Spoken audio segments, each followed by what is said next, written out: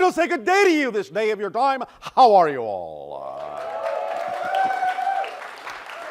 All right.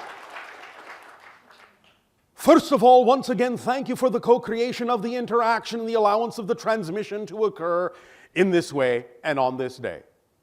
Each and every time you allow us to experience each and every one of you, by interacting with us, we get to experience more and more of the facets of the multidimensional crystal of creation, and this to us is a gift.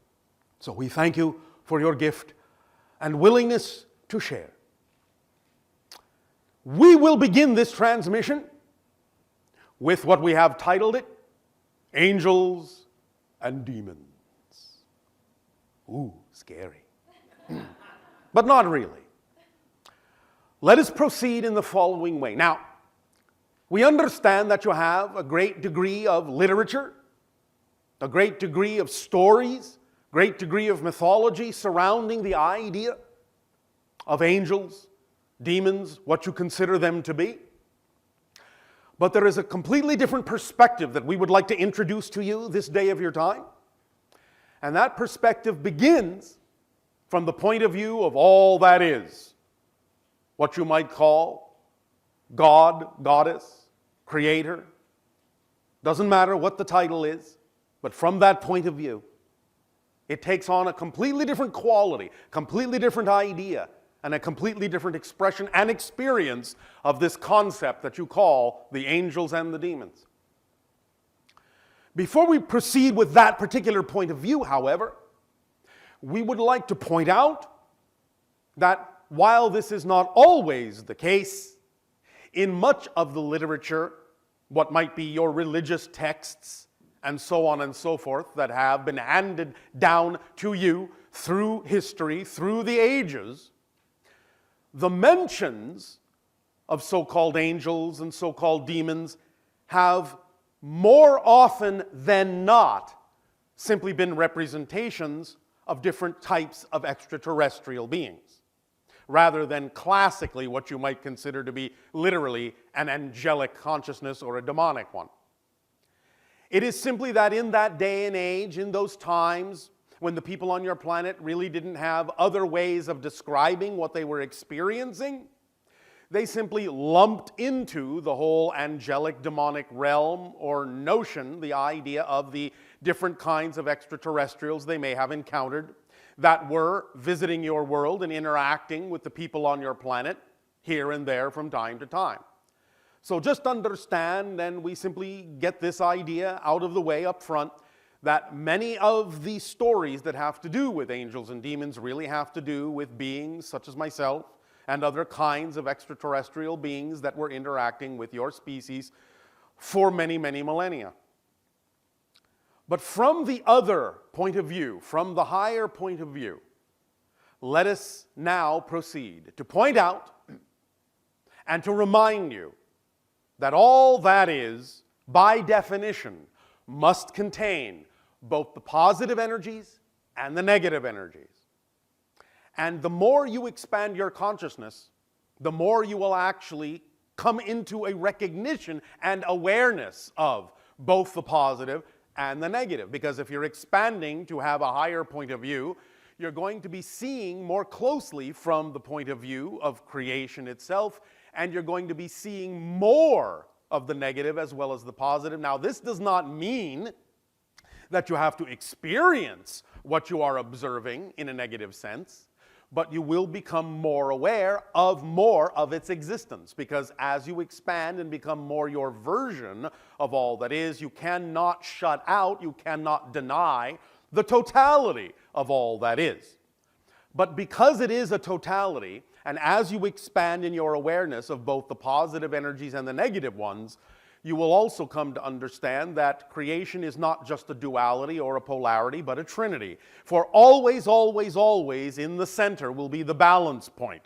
And that balance point between the two polarized views will form the third perspective, the Trinity perspective, that will allow you to allow the positive and the negative to exist in a state of balance so that you can neutrally observe both sides and then actively choose to experience what you prefer to experience without invalidating what you no longer prefer to experience. There's a very, very big difference between forming a value judgment as opposed to simply preferring something as a representation of who and what you are as an energy, as a consciousness, as a frequency, as a vibration. Whatever your natural core being is has a certain frequency, and the things that align with it, the things that you prefer to be, that are really truly you, do not invalidate the things you don't prefer. You leave room, you allow room for all aspects and all reflections of creation to exist, because without one side, the other could not exist. It must be taken as a whole, but again, that doesn't mean you have to experience certain effects that are not in alignment with what you prefer to experience based on who you allow yourself to know you truly are. Nevertheless, let us proceed with the idea of the expression of angels and demons. Now, we have talked about the idea that first and foremost there is what you might call in existence simply the One. Now, the One, which is everything but homogeneous, because it is homogeneous, there is no reflection of the other to compare itself to. Therefore, the One has absolutely no experience of itself, no awareness of itself whatsoever. It just is the isness that is. But there is an aspect of the One that we call the all that is, and that is the aspect of the One that is aware of itself as the One, that is aware of itself as everything within existence. That's how we make that differentiation for the sake of clarity. The One is unaware of itself, but the all that is aware that it is all that is. However, the idea of recognizing that all that is all that is requires, as we just said, a reflection. In order for something to recognize what it is, there must be the comparison, there must be the reflection of what it is not, so that it can know itself by contrast. Thus, the first reflection, the first recognition, the first level of awareness that all that is has of its own existence as an actual being, as an actual consciousness, as all that is, that first level is what you call angelic, demonic consciousness. That's the first split. That's the first reflection in the mirror of existence itself. Being that all forms of consciousness have autonomy, because everything is made of consciousness and everything in its own way is self-aware, when you start reflecting, every single reflection has self-awareness. Now, it may not be the self-awareness that you experience as physical beings, but nevertheless, it is a type of self-awareness. There has to be that reflectivity. There has to be that awareness of self in some way, shape, or form for there to be an expression of a thing made out of the consciousness of existence itself.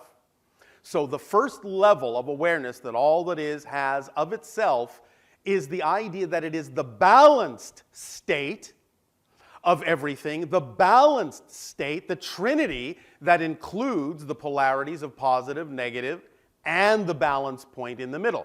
So the perspective of all that is of itself as all of that is a balanced one. However, the next stage of that, where comes into play the idea of the angels and demon expression of all that is as consciousness, is that by definition it is a polarized one. So the angels and the demons, as you call them in your language, are actually the first level of self-awareness that all that is has of itself just as the polarity and not as the Trinity. Is this making sense so far? The idea is that it contains the vibration we call mechanically positive, which is not a value judgment. Positive, negative are not value judgments. It's just the idea that something is either integrative, collective, expansive, connective, That's the positive mechanical energy. Or negative, segregative, disconnective, contracting as opposed to expanding. This is the negative mechanism. Now, again, the all that is understands the balance point between the two and understands itself to be that balance point between the two as well as the polarities.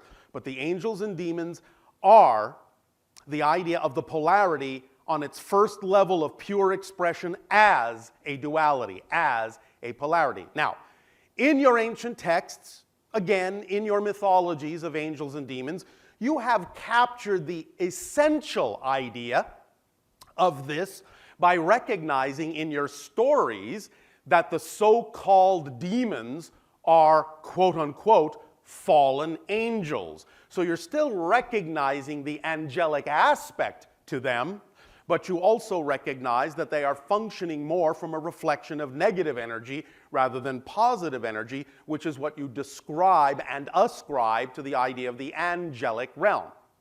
So really, in essence, what you're really dealing with is that first bubble of all that is both polarities, experiencing itself in a polarized way as the positive reflection that you call angelic, and as the shadow reflection, the negative energy reflection, you call demonic. But these are essentially just terms. The idea really is that you are dealing with the same being, but the polarity of that being. And the way that it represents itself in your stories is as you need to express it to simply relate to it through the idea of something that seems somewhat humanoid. The idea of the true angels and the true demons are really, in a sense, non-physical. They can never really materialize physically in the way that you think of yourselves materializing physically, because they operate on energy levels that are far away above and beyond the concept of the physical material vibration. Nevertheless, they can, in a sense, imprint themselves or present themselves in the same way, or by analogy, that you might imagine you might have a sheet of rubber in front of you, and an angel or a demon can, in a sense, extend its hand, this is a metaphor, into the sheet of rubber so you can see the impression of it that you would consider to be its physical representation, but you're actually not really seeing the actual being, you're just seeing how it imposes itself in the material of your particular reality domain, of your particular dimension, which seems solid to you. So they can be visualized, they can be sensed, but you're never actually seeing the real being itself. You're only seeing a representation as best as they can stretch their hand into the rubber membrane, but they can never actually break through in the same way. The idea, therefore, of interaction between you has to be by agreement.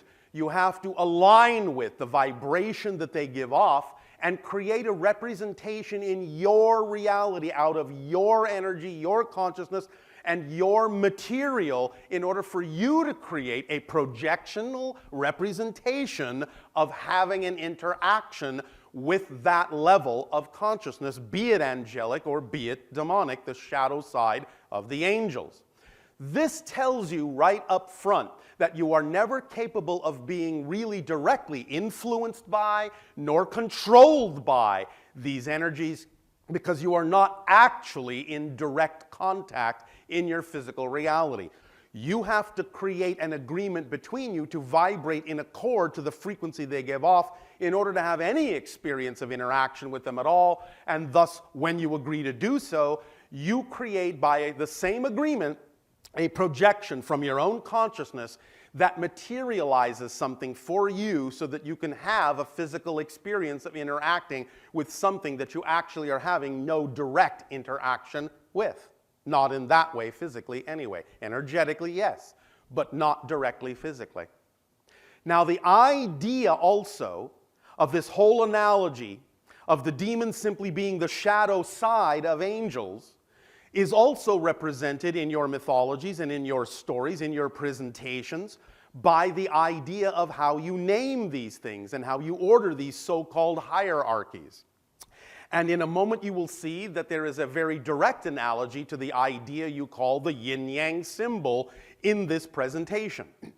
Just as your yin-yang symbol expresses the idea of polarities by having one dark side and one light side, and yet in the darkness there is always going to be a light circle, and in the light there will always be the dark circle, this lets you know as a symbol that no matter what you vibrate with, there is always the freedom to choose to go through the doorway to the other side.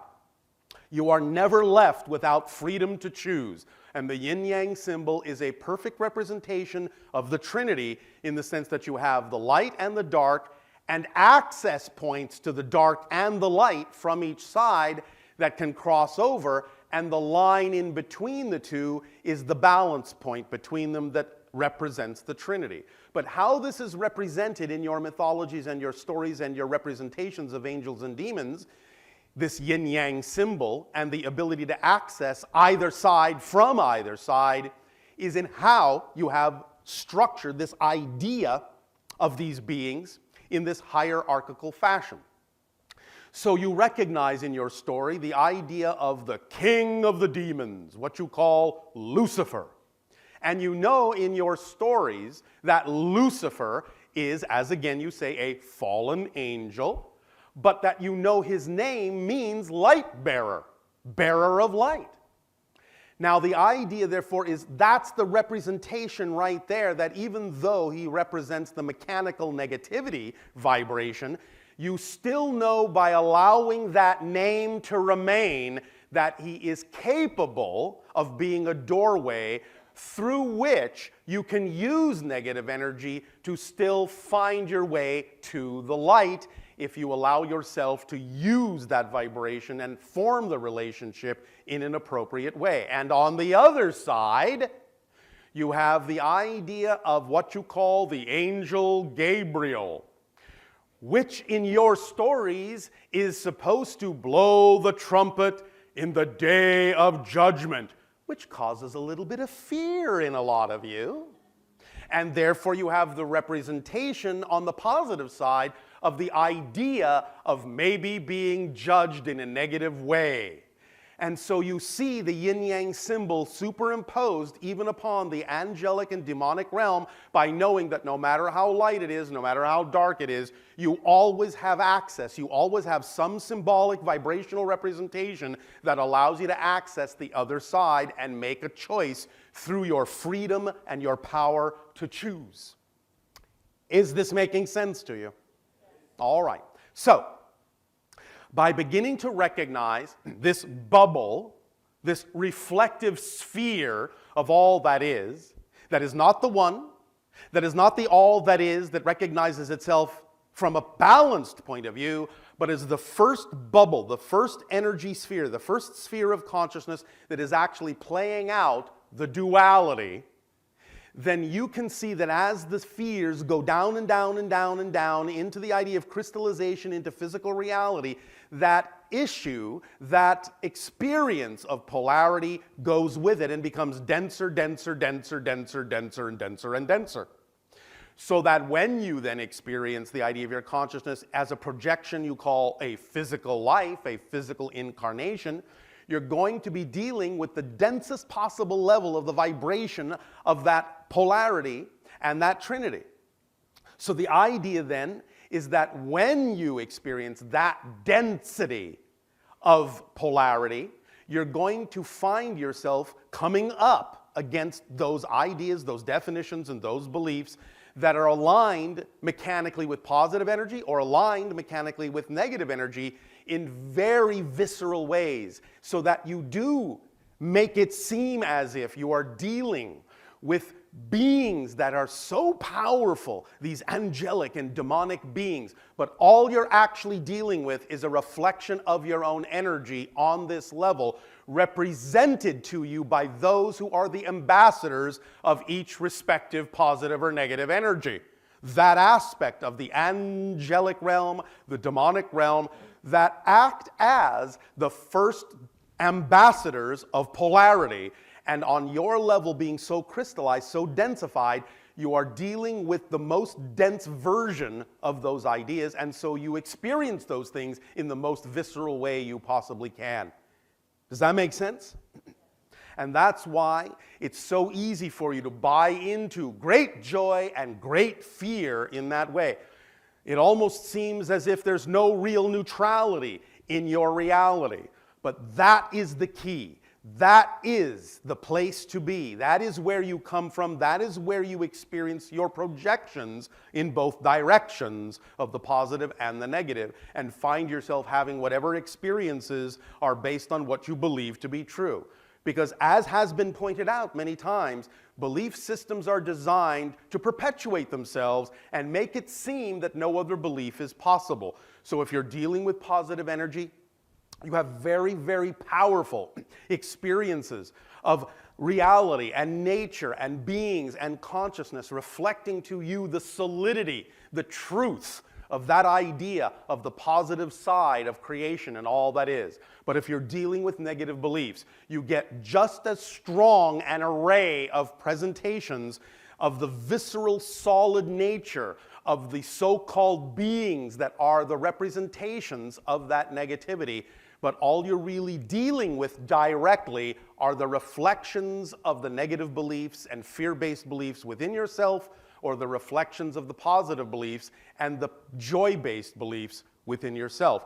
And in knowing that these projections come from you at the center, by bringing those things back in and creating more and more neutrality and more blending, you will achieve more balance with these ideas. You will not fear the negative, and you will allow yourself to not charge that energy so strongly for yourselves, and you will allow yourselves to see that you are free to choose, and you will allow yourselves to experience far more balance in your lives, which will give you a much better opportunity to sense the balance that all that is experiences itself to be, and start aligning more and more with the energy of all that is on that level, so that no matter what happens in your life, no matter how it may have initially been generated, you will always have the opportunity to transmute everything into the vibrational energy that you prefer to, by coming from that place of neutralization, so that all things are balanced, so that the scales are even, and without invalidating what you don't prefer, you gain the ability and the power that you've always had more consciously to choose what you do prefer. Does this make sense to you? All right. So anytime you hear of anyone or looking at any piece of literature that talks about a run-in with an angel or a demon, start coming from a more modern definition of these things. Let go of the old-fashioned, outdated, medieval, fear-based definitions, and start bringing your definitions into a more streamlined format that is more representative and more appropriate for what you have called on your planet the modern age, your 21st century. And allow yourselves to truly understand the mechanism behind these things. For yes, you are dealing with consciousness, but the only consciousness there is to deal with is the consciousness of the creation itself, of existence itself. And yes, all forms and expressions of consciousness, as we said, are autonomous and have their own self-awareness, but that in no way, shape, or form means you are ever controlled by these things if you prefer not to play by those particular rules. It's always in your hands. It's always up to you what you are aligned with, and there is no need to fear any of those things, for they are there for you to illuminate what needs to be illuminated in the way that you prefer. For remember, it's much, much easier to see a candle flame when it's surrounded by darkness. So the darkness serves you to see the light, even as the light creates shadows and puts you in touch with the idea of the darkness.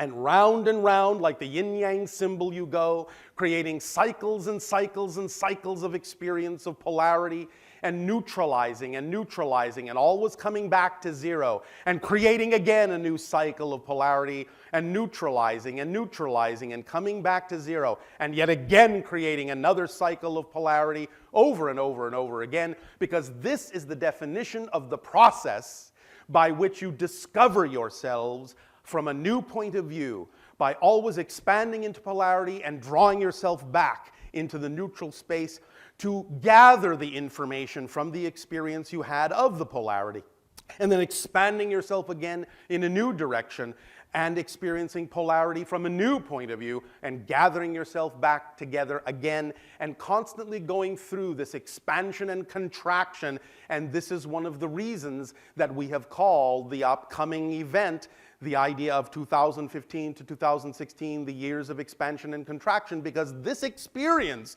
of expansion and contraction and dealing with positive and negative energies will accelerate and will amplify and will magnify. And it is to your own advantage to understand that this is a natural cycle, so that going with the flow will allow you to take advantage of this cycle of breathing in and out and reinvent yourself anew every time you go back to the 0 point and expand and allow yourself to go up in frequency and up in frequency and up in frequency, so that you can begin to see going back and forth between these polarities not as this, but as this. Always rising even while descending, so that you know that you are aligning more and more with your true nature and allowing yourself to experience life in all its forms in the way that is most truly representative of your core vibration. You all have a little angel and a little demon in you. Allow yourselves to come to terms and be at peace with the reflections that you see. For the devils are only there to show you the devil inside, so that you can decide for yourselves if that's what you truly wish to align with.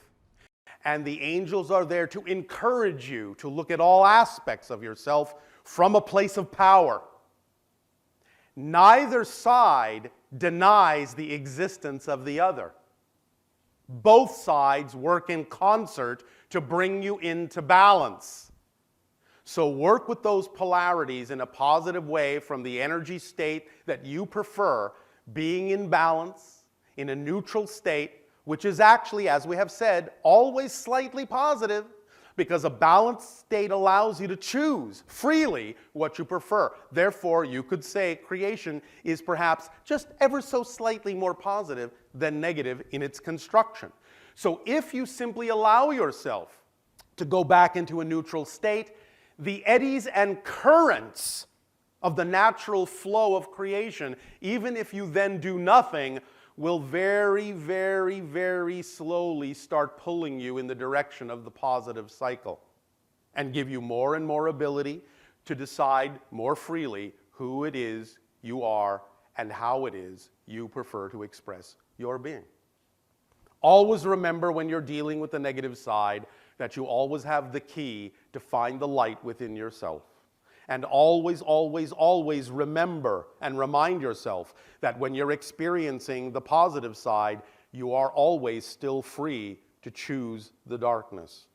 That way you know you are truly supported unconditionally by creation, because it's all a part of creation, and you are allowed with your free will to decide what way to express the unique aspect of creation you have been created to be. Does this make sense to you? All right. Well, now, my little angels and devils, we can, if you wish, at this time, begin the